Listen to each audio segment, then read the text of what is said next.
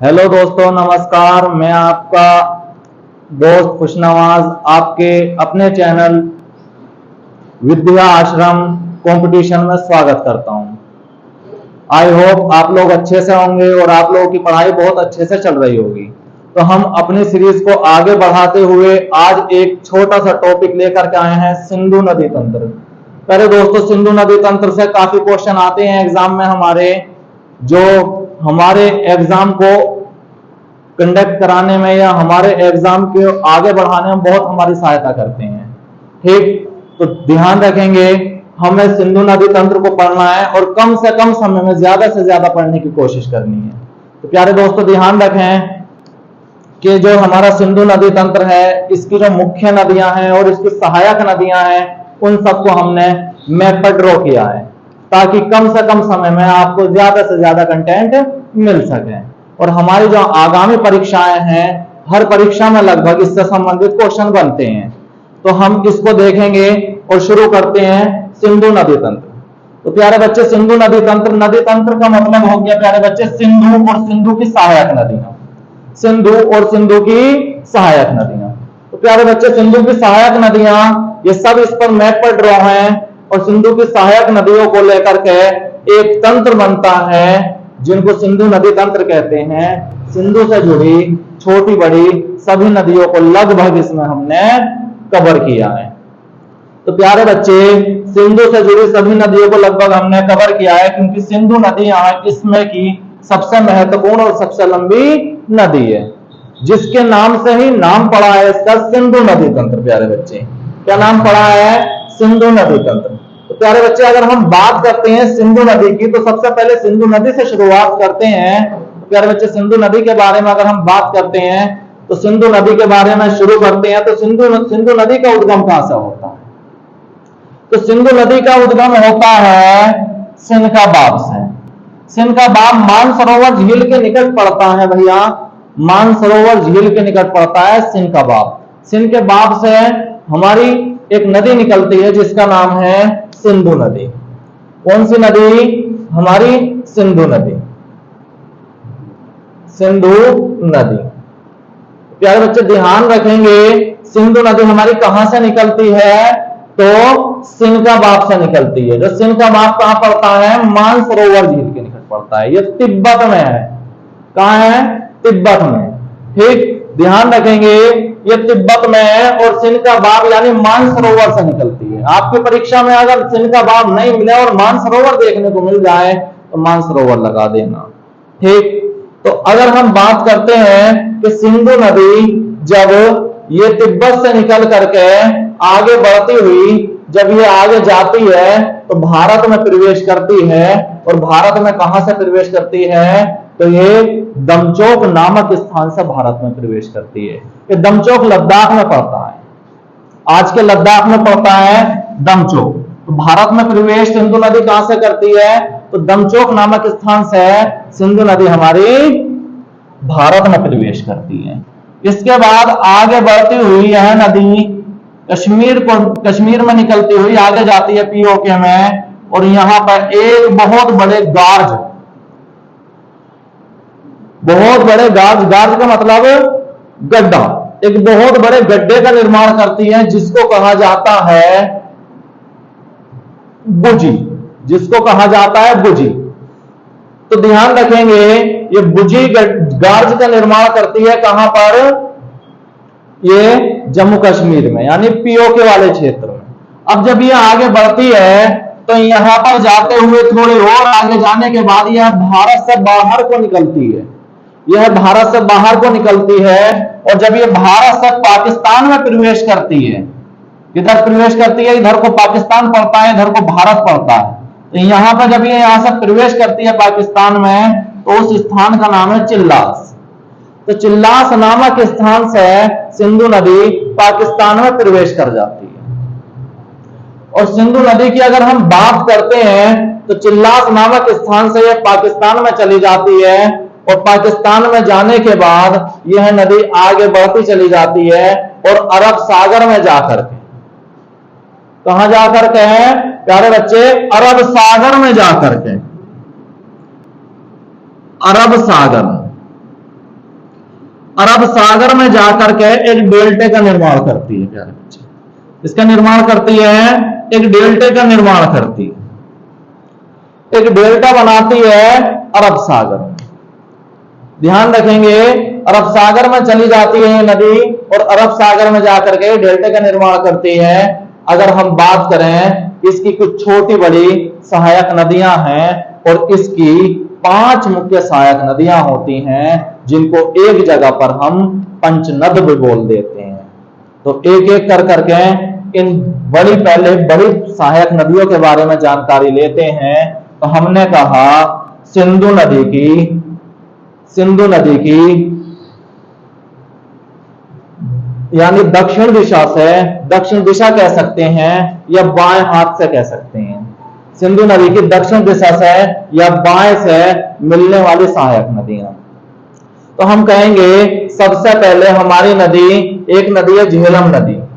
कौन सी नदी प्यारे बच्चे? झेलम नदी है हमारी, एक नदी झेलम नदी जो बेरीनाग झील से निकलती है। कहां से निकलती है? जम्मू कश्मीर में बेरीनाग झील से निकलती है झेलम नदी, जो हमारी भारत में बहने के बाद फिर ये पाकिस्तान में चली जाती है और भारत और पाकिस्तान की सीमा पर यह कुछ समय चलती है, जिससे हम कहते हैं कि सिंधु नदी एक सीमा का निर्माण भी करती है। सॉरी, झेलम नदी एक सीमा का निर्माण करती है। बच्चे ध्यान रखेंगे, ये एक सीमा का निर्माण भी करती है। आगे हमने बात की, इसके बाद एक नदी आती है चिनाब नदी।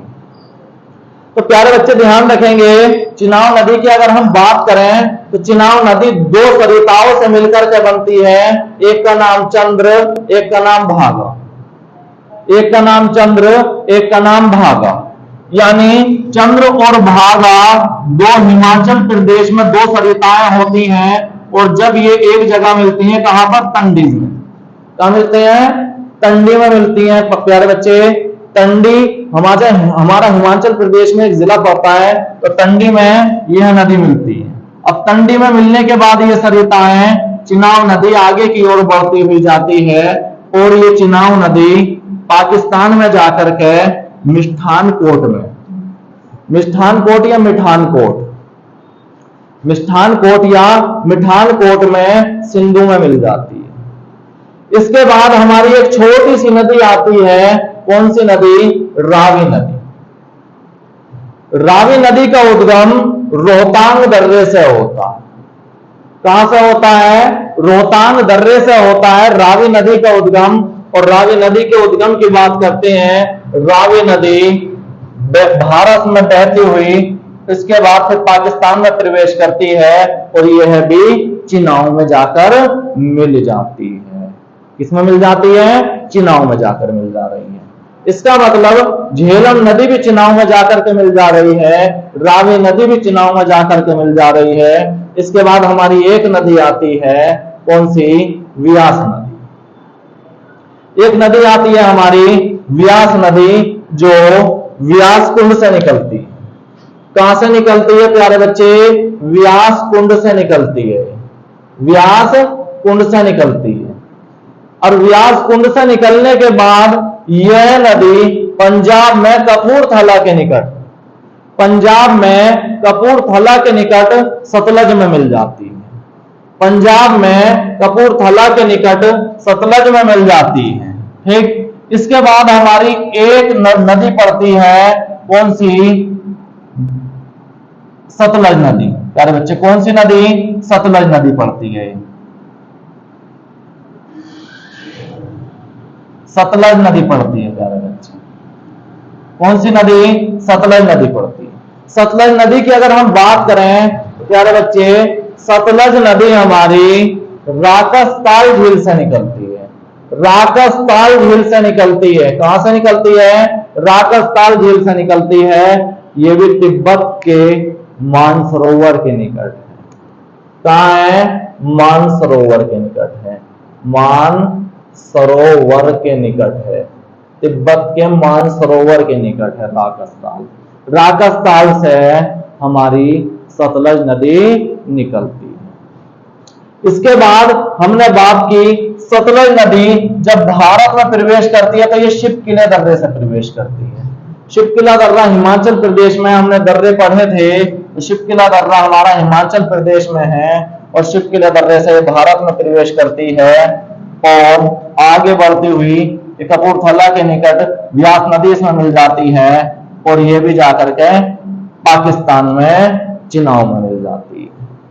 और इन सभी नदियों को आपस में पंचनद कहते हैं, झेलम, चिनाव, रावी, व्यास और सतलज। इन पांचों नदियों को एकत्रित कर करके पंचनद बोलते हैं। तो ये क्वेश्चन आता है कि पंचनद सिंधु नदी में कहां पर मिलता है? तो कहां पर मिलता है? मिष्ठानकोट। कहां पर मिलता है? मिष्ठानकोट। अगर हमने बात की कि भैया मिष्ठानकोट में मिल जाता है और इसमें अब सिंधु नदी की छोटी छोटी सहायक नदियां और बचती हैं जो हमारी दाईं ओर से मिलने वाली या उत्तर से मिलने वाली सहायक, यानी दाईं ओर से मिलने वाली हम ज्यादा कहेंगे तो बेहतर होगा। यानी सिंधु नदी में दाईं ओर से मिलने वाली कुछ सहायक नदी, तो एक नदी है शयोक नदी और एक नदी है नुब्रा नदी। शयोक और नुब्रा नदी मिलती हैं इसकी यहां पर, कहां पर? यहां पर। कहां है यह प्यारे बच्चे? ध्यान रखेंगे, लद्दाख वाले। इसके बाद यहां पर ये गार्ज का निर्माण करती है जिसको हम बुंजी गार्ज के नाम से जानते हैं। इसके बाद गिलगित नदी आती है और ये गार्ज में आकर के मिलती है। गिलगित नदी आती है और ये गार्ज में आकर के मिलती है और इसके बाद पाकिस्तान में जाकर के कुछ नदियां आती हैं जैसे काबुल, कुर्रम, गोमन, ये नदियां इसमें आकर के मिल जाती हैं। तो टोटल मार करके अगर हम बात करें कुल मिलाकर के तो हमारा लगभग सिंधु नदी तंत्र महत्वपूर्ण इसमें हो जाता है लगभग। अब इसमें एक बहुत चर्चित केस आया था प्यारे बच्चे, वो केस था सिंधु नदी जल विवाद। सिंधु नदी जल विवाद, जल विवाद, सिंधु नदी जल विवाद 1960। सिंधु नदी जल विवाद 1960 का एक केस आया था। इस केस में विश्व बैंक ने कहा था, यूएनओ की एक संस्था हो जाती है, उसने कहा था कि सिंधु नदी के 80% जल पर पाकिस्तान का हक होगा। किसका हक होगा?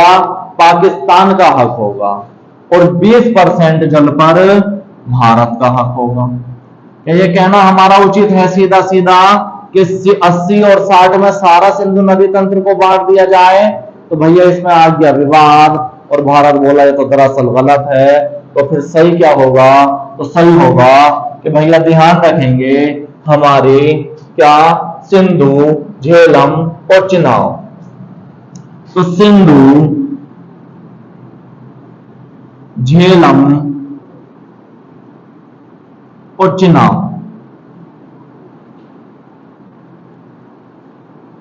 सिंधु, झेलम और चिनाव, इन तीन नदियों के 80% जल पर किसका हक होगा? पाकिस्तान का होगा। ये उचित ठहराया गया, ये उचित ठहराया गया और इन तीन नदियों के 80% जल पर भारत का अधिकार होगा। इसका भारत का अधिकार। और इसी बात को आगे बढ़ाते हुए कहा गया कि भाई रावी, व्यास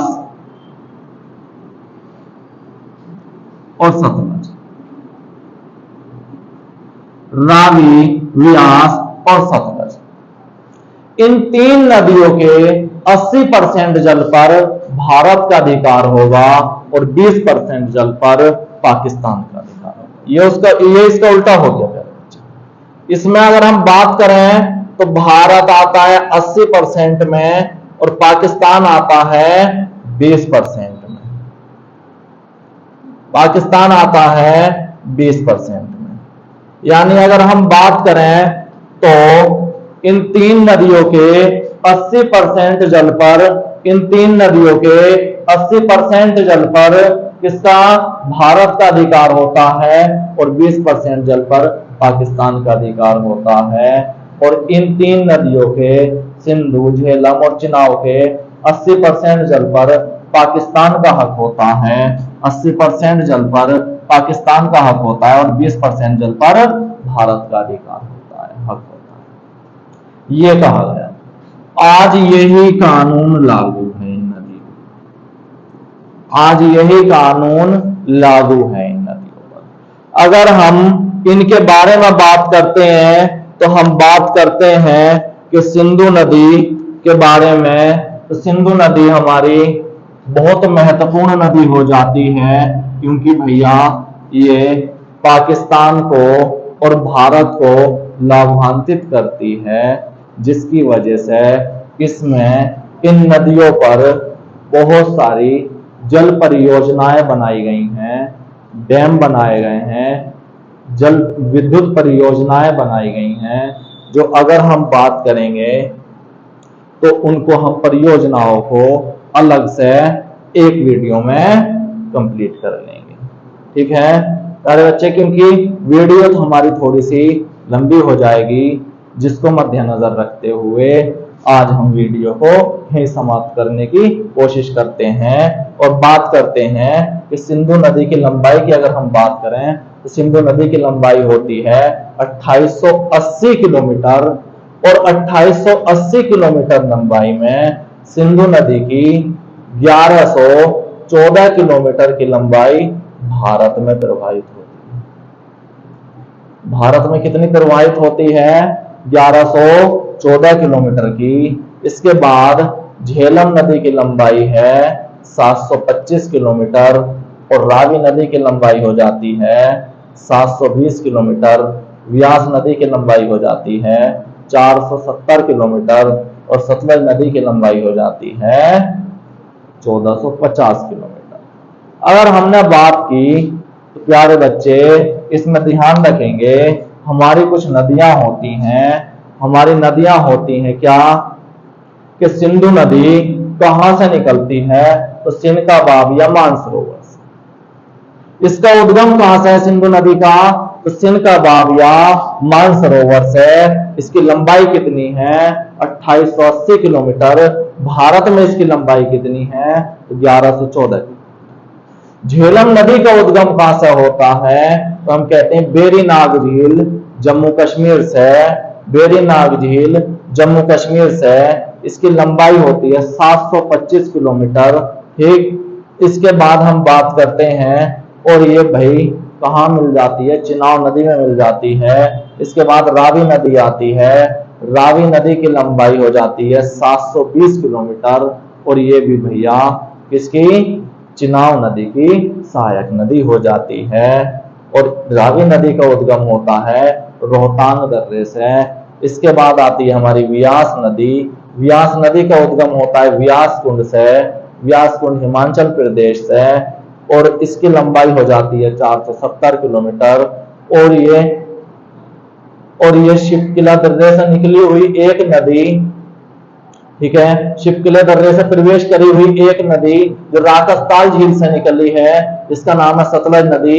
उसमें कपूरथला के निकट जाकर के मिल जाती है, कपूरथला के निकट जाकर के मिल जाती है। इसके बाद बात करते हैं सतलज नदी की। तो सतलज नदी राकसताल झील से निकलती है, जो तिब्बत के मानसरोवर में पड़ता है। तिब्बत के मानसरोवर में निकलता है, या हम कह सकते हैं राकसताल झील से निकलती है। इसके बाद ये नदी भी जाकर के कहा मिल जाती है, चिनाब नदी में मिल जाती है। और ये सारी नदी एकत्रित होकर के मिष्ठान कोट में मिल जाती हैं, जिनको पंचनद के नाम से जानते हैं, पंचनद के नाम से जानते हैं। और प्यारे बच्चे फिर यह नदी कहा जाती है, अरब सागर में जाती है। हम जैसे कहते हैं कि लाहौर किस नदी के किनारे बसा है, तो हम कहते हैं जैसे रावी नदी के किनारे बसा है। हम कहते हैं कराची किस नदी के किनारे बसा है, तो आप लोग बताइएगा कमेंट में कि कराची किस नदी के किनारे बसा हुआ है, ठीक। आज के लिए इतना ही। जय हिंद साथियों, अपनी तैयारी को करते हैं। Thank you.